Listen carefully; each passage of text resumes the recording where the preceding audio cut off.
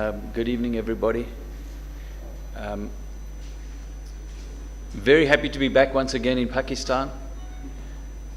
Let me start by saying actually a big thank you to the people of Pakistan for their continued support of cricket over the last few years in what must have been a difficult time where you didn't have international cricket in your country. But the fact that I think that the people have stayed loyal to cricket and have supported their team has been one of the factors in leading to the Pakistan's team's success.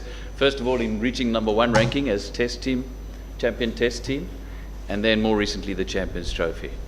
I must say, a previous CEO of the ICC once said to me, "You cannot call yourself the CEO of ICC until you have at some stage been burnt in effigy in some part of the world." And so it's quite a nice change to at least get a welcome from the crowd as we walked across the ground this evening.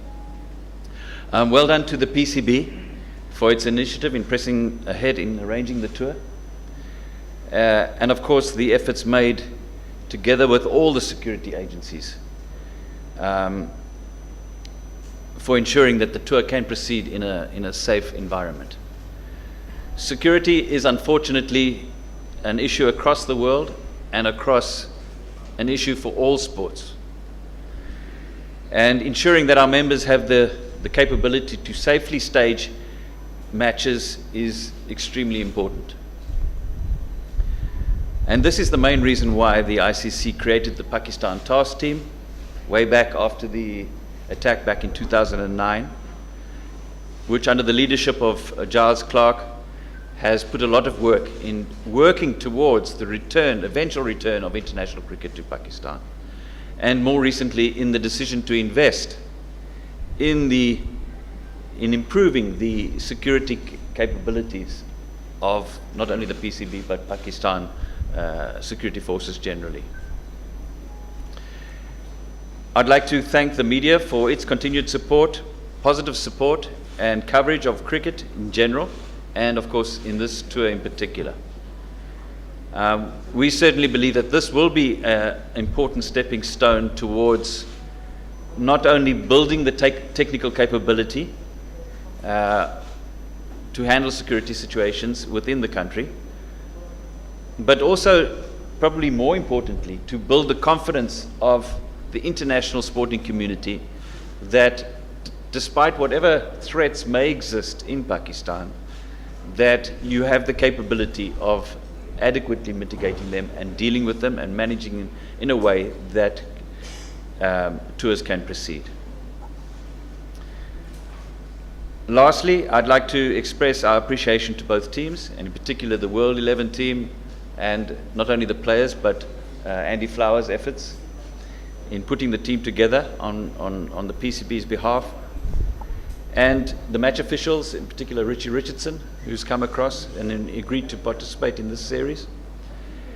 And I genuinely believe that this is an example, a very good example of, and sometimes we refer to it too easily, that the cricket family, the world family, it's a good example of them sticking together and doing their best to help a particular member country.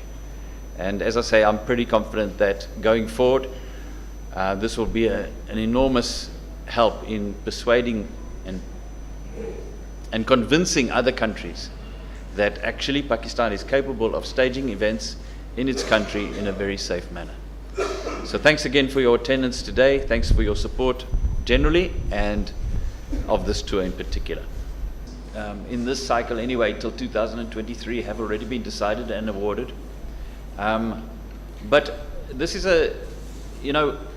I think Pakistan over the last 2 years in particular has made tremendous strides as far as improving their security situation, bringing the threat levels down, and then also improving their ability to deal with that threat. But it is a long process. This is one of the early stepping stones, a critical one, but a very important one. Let's get through this tour.